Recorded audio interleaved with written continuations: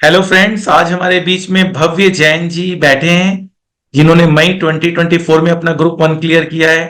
Total 150 marks हैं और AFM का बहुत बड़ा योगदान है इनके इस सक्सेस में। तो मैं बहुत फॉर्चुनेट हूं कि एएफएम ने पूरी मदद की इनको ग्रुप क्लियर करने में। और ये साथ साथ बिजनेस भी करते हैं, अपने पापा का बिजनेस भी संभालते हैं। बिजनेस के साथ साथ पढ़ाई करना बहुत डिफिकल्ट होता है, लेकिन इन्होंने ये कर दिखाया।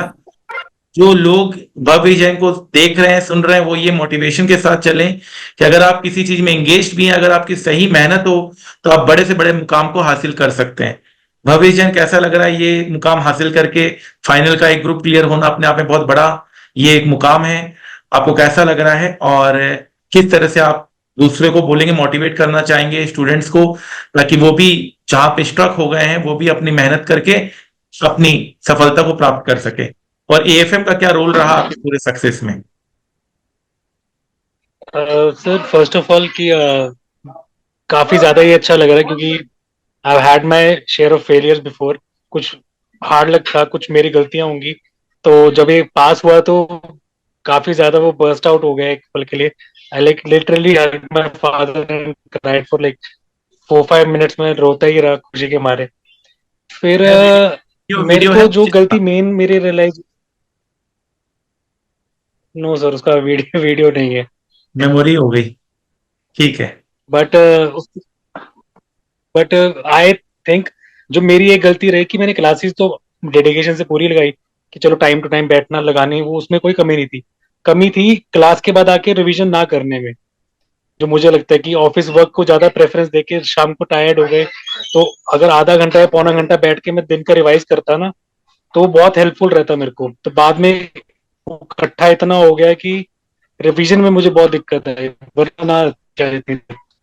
तो आई वुड रिकमेंड कहीं भी तो रिवीजन एक क्लासेस के साथ मस्ट कंपल्सरीली रखो। ये एक मेरी रहेगी। और एएफएम का ये रोल रहेगा कि स्कोरिंग बहुत इजी है। अगर आपके एग्जैक्ट फॉर्मूलाज आपको याद है, ना भी याद हो तो तरीका पता है कि हाँ भाई ये ऐसे ही होगा, ये क्वेश्चन मुझसे यही मांग रहा है, तो वो नंबर आ जाएंगे, आराम से आएंगे। क्योंकि फॉर्मूलाज के नंबर होते नहीं, हमारे हमारे आंसर के नंबर है मेनली।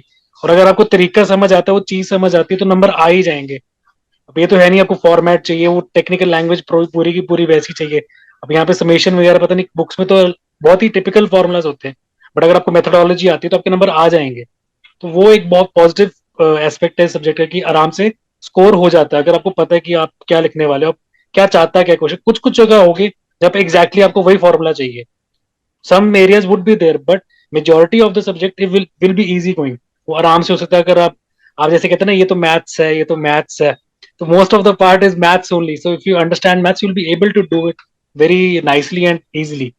तो एएफएम उसका मतलब अपर हैंड इसलिए रहता है, उसकी कैलकुलेशन शॉर्ट है, तो वो टाइम बचाती है। अगर आप क्लियर हो अपने माइंड में कि हाँ ये सॉल्यूशन करना है मेरे को, तो आपका पेपर जल्दी भी हो जाएगा और बाद में आप रिवाइज भी कर सकते हो कि चलो कहीं गलती हुई होगी तो मैं सुधार लेता हूँ।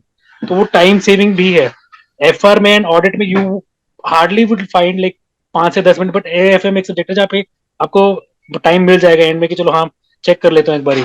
और थ्योरी भी श्योर शॉर्ट आती है, तो वो भी एक बहुत बड़ा प्लस है कि चलो 7-8 चैप्टर्स 5-6 जो भी हैं उन्हीं में से आएंगे। आप थ्योरी अच्छे से पढ़ के जाइए, रीड करके जाइए, आपको पता होना चाहिए। आप लिख के आओ, एग्जामिनर नंबर देता है। हेडिंग सेम लिखो, आप कंटेंट अपने मुताबिक थोड़ा ऊपर नीचे कर लो, नंबर आ जाएंगे। तो इस सब्जेक्ट का सबसे अच्छी खूबसूरती है कि जो प्रैक्टिकल और थ्योरी का मिश्रण किया है इन्होंने जिस तरीके से, वो बहुत बढ़िया है। तो इस मतलब मेरे ओपिनियन में एएफएम इसलिए सबसे ज्यादा स्कोरिंग है। प्लस ये प्रैक्टिकल इतना ज्यादा है कि वो फाइनेंस हर किसी को इंट्रीग करता ही है कि यार I want to grow my money anyhow. तो इसके फंडामेंटल्स हो गए या फिर टेक्निक्स हो गई जो भी हम क्लास में सीखते हैं, कहीं ना कहीं काम तो आ ही जाती है। मैं भी जैसे पर्सनली कर रहा हूँ अब इन्वेस्ट वगैरह, तो मेरे को काम आती है। तो वो अच्छा ही है वो। चलिए, बहुत बहुत अच्छा लगा आपसे बात करके। हम जरूर रिकनेक्ट करेंगे जब आप चार्टर्ड अकाउंटेंट बन जाएंगे, और जब आप सीए बन जाएंगे तो हम रिकनेक्ट करेंगे आपसे, फिर से एक बार आपसे बात करेंगे। आपकी सफलता हमेशा बनी रहे और आप हमेशा नई नई ऊंचाइयों को छूते रहें। जी सर जी।